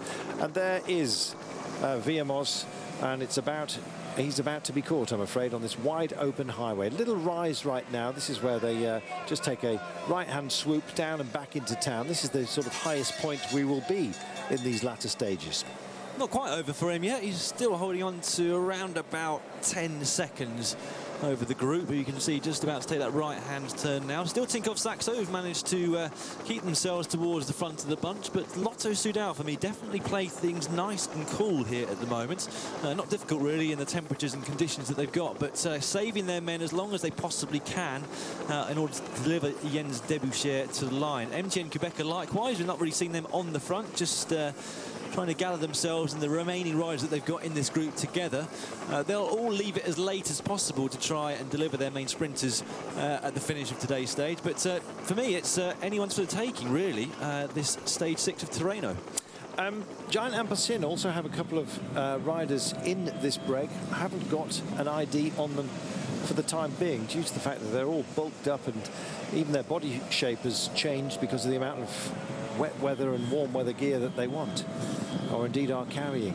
5.9 to go, and still Viamos plies his trade beautifully on this little descent. Those are the little olive trees that we were talking about, the prettiest part of the in-town course. And then all of a sudden we're onto the street circuit proper, and the nasty little turns therein. A bit of a kick with Pennant Man doing his job, making sure that everybody stays upright at this point. Lampre Merida have got a couple here, but I believe not Modolo. No, Modolo is apparently in that group behind with the other sprinters, including Mark Cavendish. Pozzato is here. Not sure whether he'll bother sprinting towards the end. It depends on what his motivation levels are like and how he's feeling on the bike, of course. But he can sprint after a long, hard day like today. We've seen him win group sprints before, but perhaps not with the likes of Sagan, etc. over the last few years. Viamos is a really fantastic bike handler. He's going around those corners much quicker than I'd like to take them myself, I have to say, in the wet weather conditions that they're experiencing out there today. Ramiro is getting himself into position. Avila, of course, is their chosen sprinter, but but is no longer part of the race, having stepped off the bike yesterday. 4.9 kilometers to go then. He's still got a gap, but Sagan calling for a little bit of power. You can see a couple of Lampre Merida boys before you get to Jens Debusschere and his lead-out man just in front of him. Pim Lichtar, I believe, is with him, but Jürgen Rollins would be a handyman as well in a situation such as this. Little dip, nasty little turn, and as you can see, weather conditions and indeed paving conditions absolutely horrible. 4.5 kilometers to go. You're looking at the leader of the race, and he still stays out there as Tinkoff Saxo start to sacrifice themselves on behalf of Peter Sagan. He's got to be thinking to himself right now, this is a great chance for me to break my duck. Well, they're down to 2 riders in front of Sagan. They've got Contador there further down the peloton, who's of course not going to be riding on the front. He needs to stay in that 5th place overall and not lose any time today. Are they going to run out of riders too early? Well, I think once they do, we will see one of the other teams start to take over on the front. But just 4Ks to go now in this last road stage of Tirreno-Adriatico. Alex Viemos is still out there in front, gasping for air. He's attacked with just over 2 laps to go with Benotti. He's the last remaining rider in front of this peloton, who are bearing right down on him now. Yeah, about 7 seconds is the gap. In fact, probably narrower than that right now. And look at the battle for road space as well. It's now where you have to just frankly declare yourself, because you need to move up. You're running out of road. 3.6 kilometers only remaining, and that is MTN Quebec also in the grey, just not assembling themselves for the time being. Lotto Jumbo also have an option here, and Bardiani have got a man up here. It's not Raffoni, he's off the bike. So plenty to pick from, but how do you select it today? I guess the pack themselves don't even know who's here fully. Right now, it looks like a full spectrum of colour for you. And Jens Debusschere with the Belgian tricolour, the most easily identifiable. He's on the left-hand side of the road in about P6 as Viemos is taken with 3.2 to go. So there might be a brief hiatus until they get through some of these pinch points. There's a really nasty one coming up right now, Dan. Yeah, they take that right hander fairly short, and it's Bodnar from Tinkoff Saxo who's driving things along the front. On the left-hand side of your screen is Kinziato from BMC. He's looking for his teammates. I'd imagine Greg Van Avermaet is the man that he must be working for today. My outside pick for a stage win. And then we've got the MTN Quebec train just behind that, lining themselves up on the right-hand side towards the front of this peloton right now. 4 riders in a row for MTN Quebec. Can they pull this off today? Well, it's Eddie Boss at the back by my reckoning here. Jens van Mensberg looks like he's in P3, but I would have thought... Oh, goodness only knows. What do you think on a day like this? This man, what's going through his mind? He does not want a second place, and for the time being, he's got to be careful he just doesn't reach out too quickly, because he's a great wheel to follow, Sagan. Here we go then. Here's that first right-hand turn just coming up now in a few moments' time. They'll take the right-hand turn, go underneath a little bridge, and another right-hand turn will lead them onto the finish straight with just 1.5 kilometers still remaining. So they drift over to the left-hand side of the road to give themselves the best view of this. They'll make a huge turn in a few moments' time. Still waiting for it. And here come Quebec right now. Bearded figures to the fore. Matt Goss is working hard. Yeah, it looks like Matt Goss is the rider that's starting the lead out for MTN Quebec. 3 men he's got on his wheel. And they've come to the front now, taken over from Tinkoff Saxo. So Sagan left to do everything on his own at this point in time. He's on the wheel of Jens Debusschere. Here's that right-hand turn, very important point here now. Carefully does it, then dip down underneath the railway line, and then just to light it up for the last run in, but don't go too quickly. And they've already, some of them have been trapped. That's Bodnar, who just finds himself beached momentarily. He was never going to be part of the last sequence. Meanwhile, MTN Quebec and indeed Giant Alpecin are more or less together, not quite intermingled, but they're all there. 1.4 to go. That's the last of the turns they'll have to make right now, and it's the road that's opening up for them. So who's going to get there first? Sagan, got to be one of your major picks today, but MTN Quebec are imposing themselves right now. Yeah, it looks to me like they're riding for Gerard Ciolek, who of course does very, very well in conditions such as this. He won Milan-San Remo when it was equally as cold and wet. I think that he is the last rider in this MTN Quebec line. Still Matt Goss on the front. They come under the Flamme Rouge marking 1K to go through the mist. Who is going to take today's stage? Peter Sagan looking extremely good in 6th place there. Jens Debusschere still up there as well. Is that Porsef that's also involved here for Team Katusha? That would be fantastic. It was great in Dubai. Very different weather conditions right now. Hard to see as the mist begins to clear, and they're just thinking about when and where and how to deliver this after over 5 hours in the saddle in appalling conditions. And still MTN Quebec are right up there, just behind the Lotto Soudal rider. There is Derbyshire in the Belgian tricolour. He's got to be in a fantastic position to have a go for this. A second stage win on the Tirreno-Adriatico in this kind of company. And they're going to start spreading out across the road right now. And Derbyshire is being traced as we come to the last and final metres. And it is MTN Quebec that line this one up. Terrific performance by them. Derbyshire's also in the frame. And Derbyshire, the Belgian champions, coming to the fore, is he? No, not this time by Sagan, makes it happen. Oh, at last for him. He gets the victory he's been looking for an awful long time coming. It's here now, and it's Sagan. What a relief for Peter Sagan. He takes that win that has eluded him for so long. There's Derbyshire up there as well. Gerard Chierlek, the man from MTN Quebec, are also up there on the podium of today's stage. A slow sprint, as you might expect in these conditions, but that man will be hugely relieved. I'm going to go and try and grab a word with him now. What about that? Sagan delivers. It's a huge monkey off his back, essentially. Let's watch this right now. There he goes. Well, Plenty wanted an option on this. MTN Quebec must have thought that this day could possibly have been theirs. Not to be, though. Sagan heading it out. Absolutely superb. Chierlek in second place ahead of Derbyshire.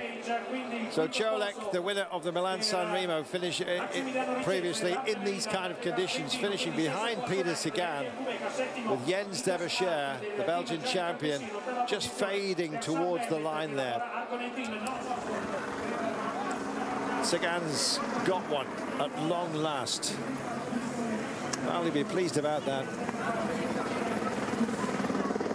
Straight into the warming tent, and down Lloyd is now just trying to catch up with the man.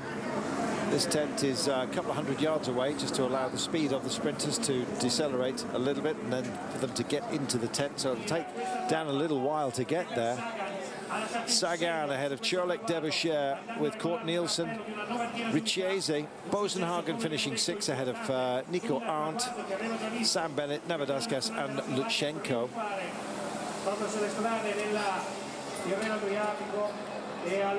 Great day for Peter Sagan. Finally gets a win.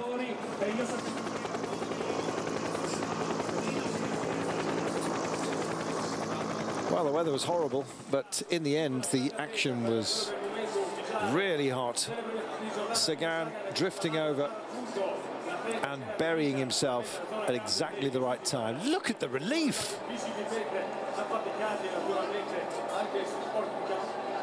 About time too, he says to himself. Very welcome. Full bike length.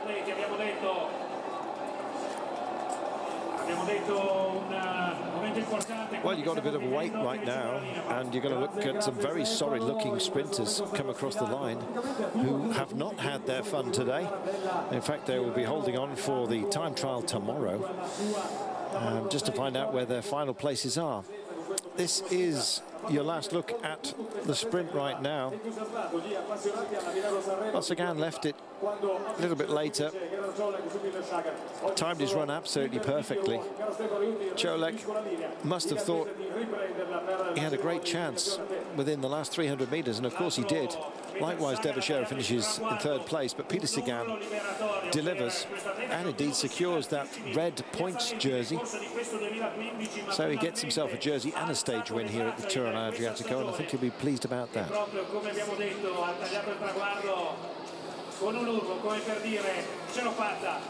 Sono ancora io, uno dei grandi protagonisti della stagione. Secondo posto per Gerard Chierlek, un Gerard Chierlek che ha potuto approfittare della grande mole di lavoro dei propri compagni di squadra, veramente eccezionale il lavoro da parte dei portacolori della MTN Quebec. Abbiamo visto un Matthew Goss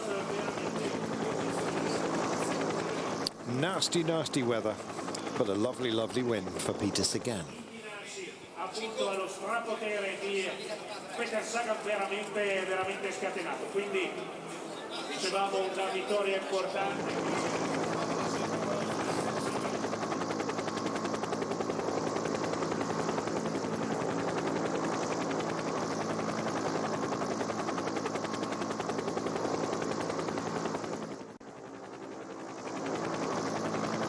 So there you have it, your stage 6 winner, Peter Sagan of Tinkoff Saxo, his first stage win of 2015. He had finished in second place on 8 occasions since his last stage win. He secures the red points jersey for yet another day and pretty close to locks it up for the remainder of the race. Here's the final 10, or the top 10, I should say, to cross the line first. Of course, Peter Sagan finishing with a time of 5 hours, 4 minutes, 13 seconds. All other 9 riders get the same time due to a crash late on in the race. Peter Sagan pulling out in front right at the end of the race, beating Gerald Ciolek of MTN Chewbacca, Jens de Bucher of Lotto Saudal, and Magnus Kort Nielsen of Oregon Green Edge, Maximiliano Richez of Lampre Merida. The 5th man across the line. Of course, still some riders finishing up today. It's been a rain-soaked stage 6, and, well, a pretty challenging last few stages overall. We saw Nairo Quintana, who, by the way, still holds on to the blue jersey, finish first in blizzard-like conditions in stage 5. Today saw a rain-soaked journey from Rieti to Porto San Elpidio. 210 kilometers. We only really saw images from the last 50 kilometers or so. It was hard for the bikes to relay the signal to the helicopters, who then feed us our feed. Of course, that cleared up in the last 50 kilometers or so, and we saw quite a lot of racing. At times, it didn't look as if the lead would open up again. There was another open up just toward the end of the race.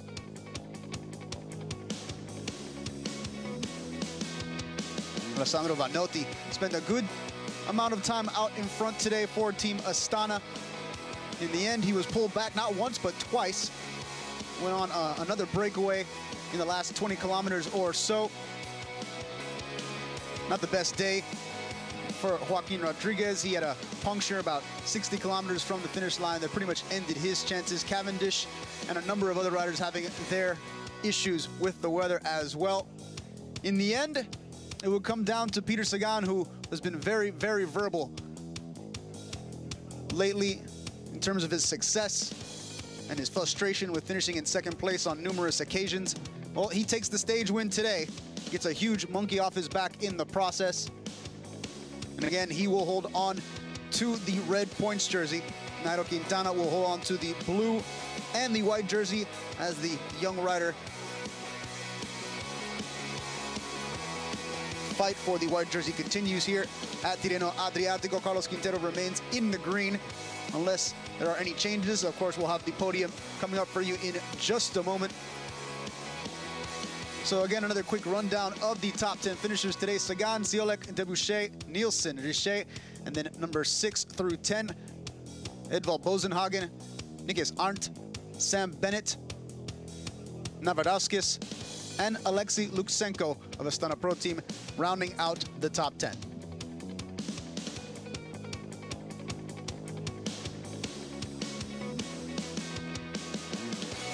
A look back at some of the highlights from earlier on in the day.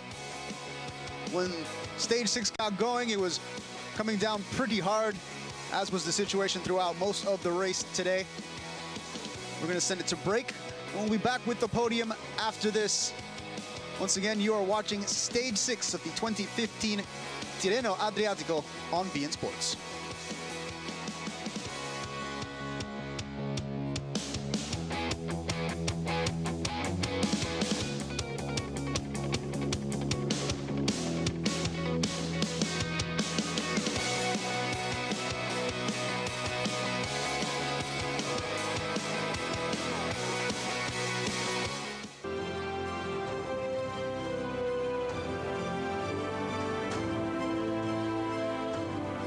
It is the penultimate stage of the 2015 Tirreno-Adriatico, the 50th edition of this 7-stage race, race 3 of 28 on the 2015 UCI World Tour.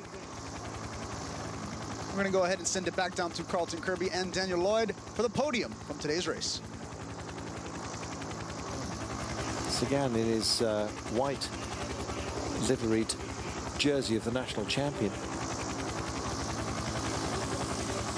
of Slovakia, running in 4th place at this point. Debuchet was in a terrific position. Likewise, MTN Quebecer right now, and they decided to form a two-man wall. Once Edvald Bosenhagen had done his leading duties, Čurlík was right there. Must have been sensing that Sagan was upon his wheel. And in fact, it looked like a two-man block that they were forming for Quebecer. This is Sagan picking it up right now, and go buttons were hit all over the place. Čurlík went right around Bosenhagen. Sagan went left around Eddie Boss and hit the line first. Vediamo anche il fine gara in fondo al rettilineo, quindi ormai dovremmo aver esaurito praticamente tutti i passaggi.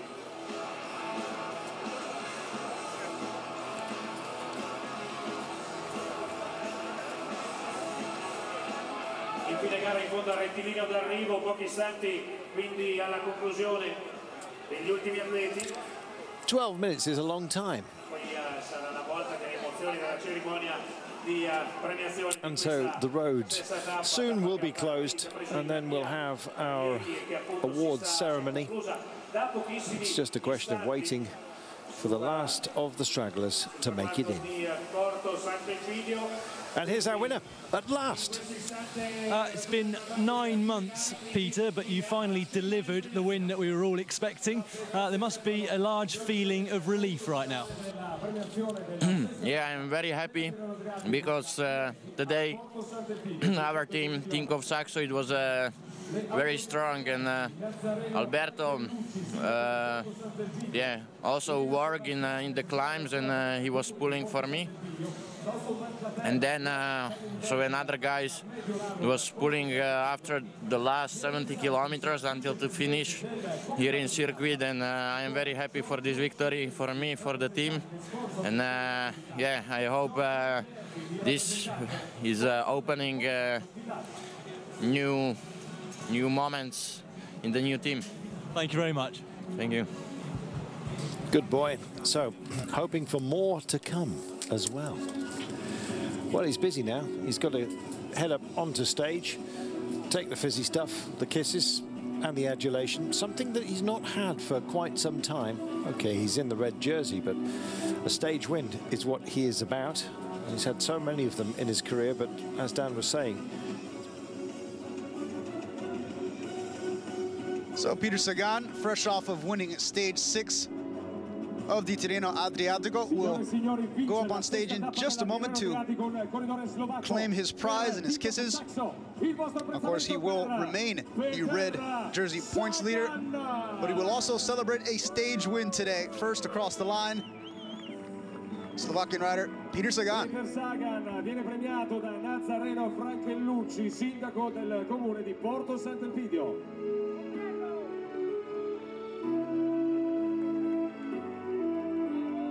Eccolo, Peter Sagan del team of Saxo, il dominatore, ancora una volta a Porto Sant'Elpidio. L'applauso del pubblico.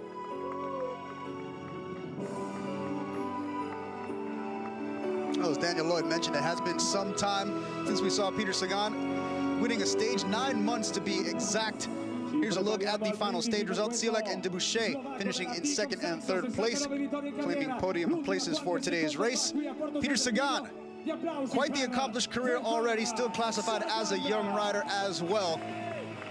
3-time points classification champion at the Tour de France, 3 individual stage win at the Vuelta a España, and now a stage win at the 2015 Tirreno-Adriatico to throw in as well.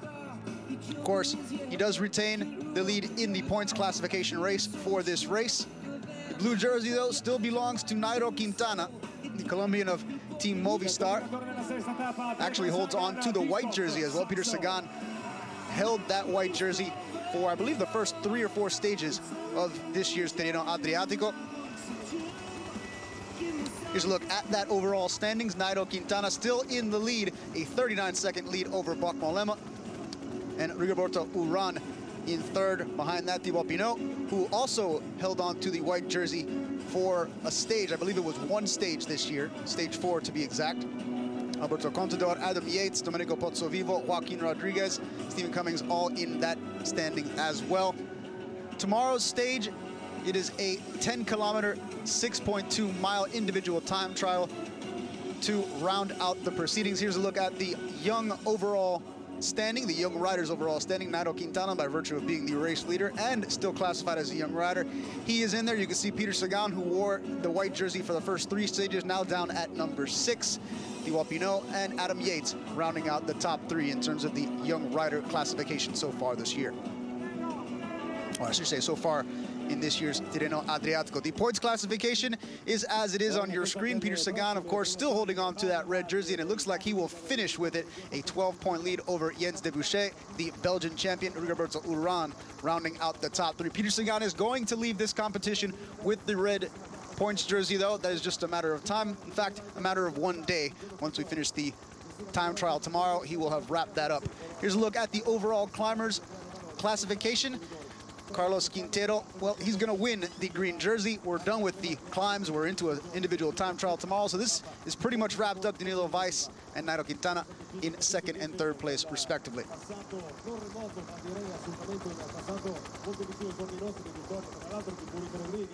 Here's another look at the finish line here in Porto San Elpidio. 210-kilometer stage, 130.5 miles in the books today. The last real stage of this year's race. Just a 10-kilometer time trial remaining before we close out this year's Tirreno-Adriatico. Nairo Quintana is your favorite at this point to maintain that blue jersey and claim the ultimate prize at the end of this year's race.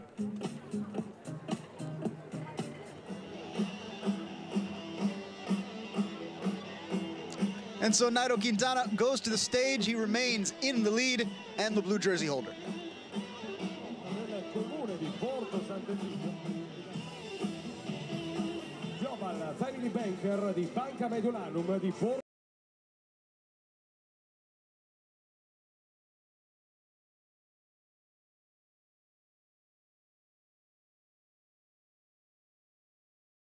Still your race leader after a dramatic finish in stage 5, finishing in blizzard-like conditions.